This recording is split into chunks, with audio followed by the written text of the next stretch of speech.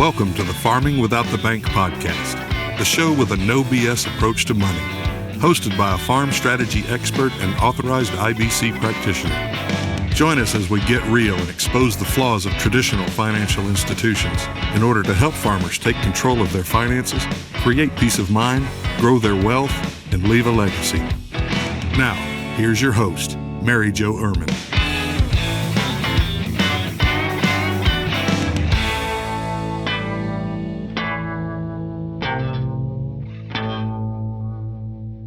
Hello, and welcome back to the podcast. Thank you very much for being here. Today we kind of have a hot topic. I've had a lot of clients ask questions about this, and I've had a lot of emails about this from people that have read the book, heard about me, wondering how interest works. I thought I've covered this, but I may not have. And so I want to cover this today because the loan interest is a little bit confusing and cumbersome. That doesn't mean you should be scared to take a loan. That's absolute silliness if that's what you're thinking. But you do need to understand how it works because it is not like the bank. So first of all, your loan interest is figured based off of your policy date, not the calendar year. Okay, it's your policy year, not the calendar year. Second, interest is always prepaid on a policy loan. It is not like a bank where you pay a little bit of interest as you go. Nope, the life insurance company will grab the interest they need and then they will hold that until you make your payment. So here's where it gets confusing. It sounds very, very simple, but it's basically simple interest for your policy year. Then it compounds from year to year. But if you make payments throughout the year, it doesn't end up being simple interest. It ends up being amortizing interest, sort of. So if we look at, let's just say for ease sake, that your policy starts July 1. If you take a loan July 1, the insurance company will hold the interest for that loan for your policy year. So they're going to hold interest from July 1 to July 1. Okay? So if you take a $10,000 loan, interest is 5%, they're going to hold the $500, and that is going to be for those 12 months. That's pretty simple. If you don't pay the principal back, then you're going to get a statement in the mail that says you owe X amount for next year. If the interest rate stays at 5%, you're going to owe that same $500 for next year. So when you pay your premium, you're going to pay your premium plus the interest for the coming year out of pocket. Now, if you don't pay the interest by the due date, then the interest will compound on you. Okay, so now your loan is $10,500, not $10,000. So now you're going to be paying interest on interest, and we have compound interest. So that's why we want to make sure that if we can't pay the principal back, at least we're paying the interest only. Okay, so pay the interest. Now, let's say that you took this loan in July and you made payments every single month. Well, now what happens is the insurance company says, oh, now I took too much interest. I held too much interest. They don't take it, they hold it. They held too much interest. So what they're going to do is they're going to prorate what they did not need, and they're going to prorate it back to principal. This is the part that I don't know if every insurance company does it the same, but the company that I work with most of the time is One America. That's what they do. They will prorate it back to principal. They don't prorate it back just to cash value and you're all good. No, it goes to principal. So it's actually paying your principal portion of your loan down faster. So if you don't pay interest or principal on your note all year, then you have a simple interest through the year. But if you're going to pay it back, now we're going to prorate it back to you, reduce the principal. So it gets hard to track exactly how much interest you've paid because of how they do that. Now, let's say your policy still starts in July, but let's say that you take a loan in December. Well, now they're only going to hold interest from December to July. They're not going to hold 12 months of interest. They're only going to hold interest until that policy renews. Then when the policy renews, the loan renews at whatever rate it is for the new year. Ideally, hopefully, it all stays the same. I see yesterday that interest rates went up again with One America. For anybody that renews in November, interest went up to 5.28%. But now it's locked for the year. So your interest rate, whatever the insurance company says your interest rate is on your policy renewal date, now that is locked for the next 12 months. It can't go up and it can't go down. I know that I've done a podcast on that, but let's just get that out there right away because that is a lot of people's questions too. Well, they can just go up willy-nilly like the feds. No, they can't. Their interest rate is not determined by the Fed rate. It is determined by the Moody's bond average. Okay? Insurance companies don't need to go up. They don't have to change their rate, but obviously they choose to for a reason on a whole nother podcast. All right. So what happens is when you guys are trying to track how much interest did I pay, it's very hard to get to the exact number. And if you remember, the life insurance company is a life insurance company. It is not a bank. They do not send interest statements out that said, hey, you used X amount of money this year. If you use that for business purposes, you can deduct that. That does not happen.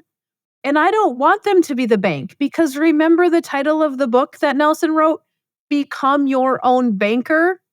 You need to put some effort in. You need to start thinking like a banker. Remember the characters in the play, the 3 characters in the play? I just did a podcast on that. You need to become the banker. And so you can keep track of this stuff yourself.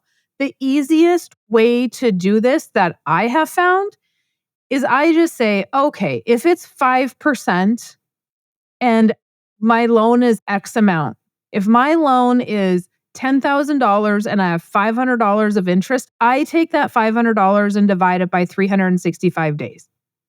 Because when they prorate the interest, it's to the day. So I'm going to get an idea of how much interest I have per day. And then on taxes, if I'm going to deduct that interest, then I'm going to figure it out to the day, take how many days did I have the loan, and I'll figure it out that way.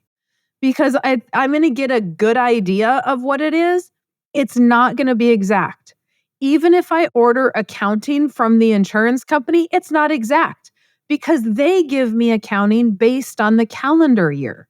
Well, I don't need the accounting based on a calendar year. I need it based on my policy year, and then I have to figure it based on the calendar year because taxes are done differently. So, easiest thing ever would be if we all just started our policies January 1st, and then it would be super easy. So, if you're going to deduct the interest, you can get close by just figuring out what it cost you per day. How many days did you have that loan? Now, if you're not going to pay the interest going forward at renewal date, that's going to compound, like I said. And so I always tell people, if you don't get your premium paid on time, because you have a grace period to pay your premium. So if you don't get your premium paid on time, at least you have to get that interest there before your policy renews, or that is going to compound. If it compounds once or twice, it's not the end of the world. If it compounds for 10 years, you've taken a full loan for 10 years, you've paid premium for 10 years, but you took a full loan and never repaid anything, not interest or principal, you're a terrible banker, first of all, because you need to be repaying stuff, at least interest only. And that policy is going to probably blow up on you because it's not free money. And so there's really this policy could end up being 3 types of interest. It could be compounding, it could be simple interest, and it could be amortizing interest, just depending on how you're paying it. I tend to just make large payments to mine. I don't tend to do monthly payments because I never know what I'm going to have in a month. Here's the other thing. When you go online to see what your loan payoff is, you have to call. Like if you're with us and you're wanting to pay off your One America policy, you need to call us so that Tierra can call the company and get the loan payoff. Because what it shows online on our account is not necessarily correct. That doesn't update every day. Remember, interest is charged to the day. And so we have to get the loan payoff, and then they have to hold it for 10 days for your payment to get there so that we're not accruing extra interest in that 10 days. We've prepaid it, but they're not going to figure it. They need to figure the loan payoff to the day you called. So make sure that you're not just sending in a check or you're not just going in online and saying, oh, that's my loan payoff. And so I'll just send that in and all is good. Because guess who did that? And I was wrong. Yes, yours truly. I did that. And I thought, oh, awesome. I'm not going to bother the ladies to tell me I'm not going to bother Tierra to call the company and yada, yada, yada. I'm a big girl. I can do this myself. Yeah, I did it myself. And then she came back to me and said, you still owe like $13 because by the time the payment went through, I didn't pay enough because I didn't have her stop and have her call the company and say, here is the Mary Jo is sending a check in today or she's paying online today, making a payment. What is that hold amount? And so now even when I do it, I have to call Tierra to get the loan payoff. Now, if you're going to make payments, don't worry about it. And now let's talk about that. If you are making payments, because I tell all of my clients, if you are not making a principal payment, at least make the interest only so that does not compound. Now, for those people that are making monthly payments back and you've scheduled payments back to your life insurance policy because you are an honest and great banker, then at the end of the year, the interest is still going to show what you have for interest going forward. That's still going to show when your renewal comes. You can pay that or you can just leave it alone. Yes, it will compound a little bit, but you're making payments every month. So it's all being prorated back to principal. It is not going to be as harmful as if we're not making any payment. So if you're making payments, then don't worry so much about paying the interest portion of that statement. If you are not making principal payments and you're making 0 loan payments, then make sure the interest only gets paid so that doesn't compound. Like, I really didn't think this was going to be a 13-minute or 15-minute podcast because it's interest, but it can be complicated. And people email and say, so before I meet with you, I want to know how the interest works. Well, I wish it was that simple that I could just email back and be like, oh, it's like this or like that. But it really isn't that simple. And most agents do not understand the intricacies of how the loan interest works. They just go, oh yeah, this is great. If you don't have to pay interest or principal. If you have an agent that tells you you don't have to pay interest or principal, that is such a bunch of bull. Because what happens is if you don't pay the interest only, when you make a payment for your premium payment, your cash value should go up by X. So let's just say we're 6 years, 7, 8 years into the policy, we make a $10,000 payment. Cash value should go up by 10,000 plus, right? No, cash value is not going to. It's going to go up by, they're going to take your premium payment and reduce how much available cash value you have because they grabbed it to prepay interest because you didn't do it out of pocket. And so if you don't want the cash value to increase by as much, great. Don't pay the interest. They're going to grab it and get it anyway. And they don't take it. I need to be very, very clear about that. They just put it off to the side so that they're always paid. If you were to cancel your policy, they would send you the interest. They would send you all the cash value. They don't keep the interest that they're holding if you take a loan. That is very different as well. So that is why when you look online and say, oh, how much cash value do I have if I cancel my policy? That loan value is not how much you have if you cancel. You have more than the loan value if you cancel the policy. Now, I know every company does it a little bit different. One America doesn't even show you your loan value. MTL will show you loan value. Lafayette will show you loan value. That loan value is not cancellation value. Different things again. So I hope that helped and didn't make things worse.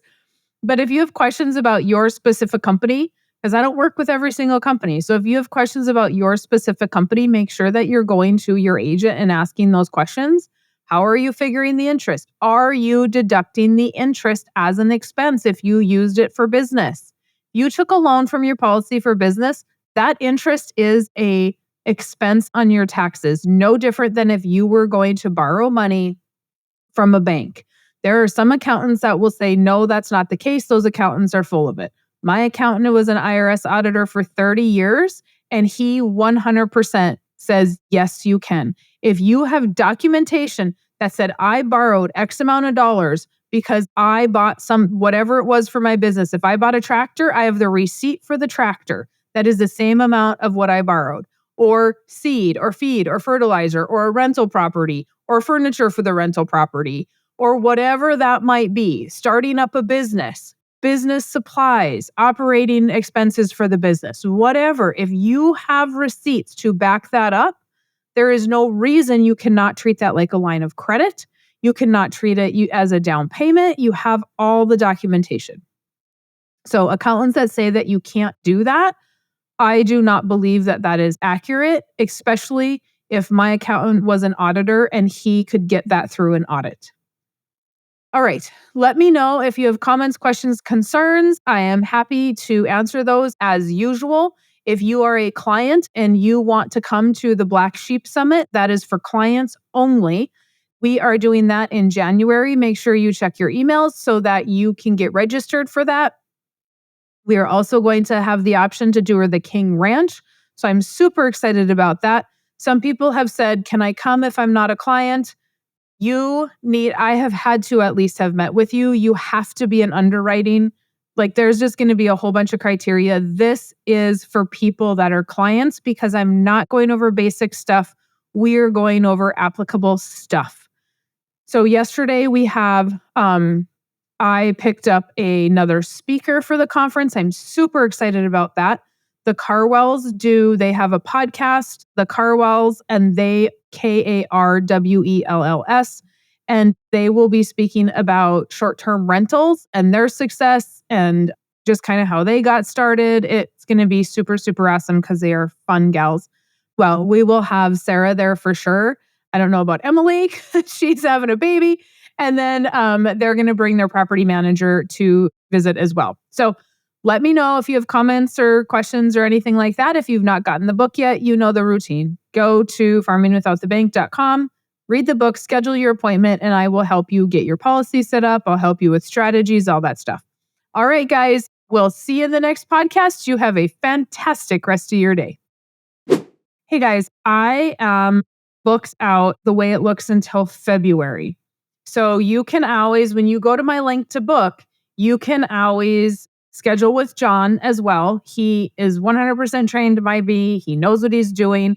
If or are needing like super creative ideas for stuff, you probably want to wait for me. John is amazing. He just doesn't have all that experience yet to maybe come up with some super crazy ideas like myself. Otherwise, he is 100% helpful. And I recommend that if you don't want to wait, don't go to your local agent. It's not me or nothing. It is myself or John. And so make sure that you're scheduling there. Now, however, if you want to wait for me, like this morning, I had a no-show. People don't respond. And so if you want to be on the wait list and somebody might cancel, like I had a cancellation for 2 days from now, and now we get to try to fill that. So we do have a wait list. And when you schedule your appointment, you get an email that says, these are the things I need to have ready. And yes, you get that email in like 20 seconds. And so many of you schedule your appointment and you're like, I never got the email that said what I needed. Yes, that email immediately goes to you. So if you schedule your appointment, you get the email that says, these are the things Mary Jo's going to need. You compile all those things, have them ready. Then if somebody cancels or no shows like this morning, very last minute, we can call you. And if you are somebody that can be ready in a day or two or immediately, email Mary Jo at Without the Bank. Call the office and say, hey, can you add me to the wait list? Yes, I can do this immediately.